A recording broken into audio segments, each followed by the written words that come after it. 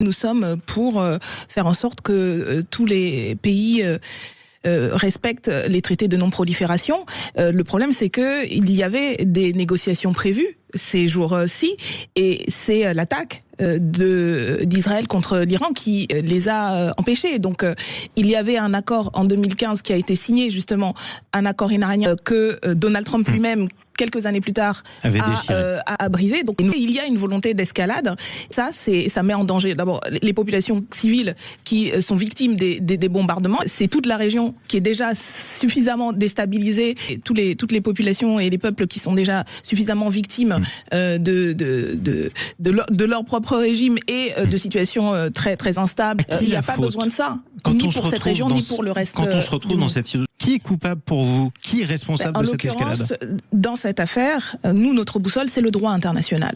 Et le droit international prohibe l'agression d'un État souverain par un autre. Voilà, tout simplement. Nous dénonçons Benjamin Netanyahou en tant que criminel de guerre génocidaire. Nous dénonçons Khamenei et les dirigeants iraniens qui sont des dictateurs.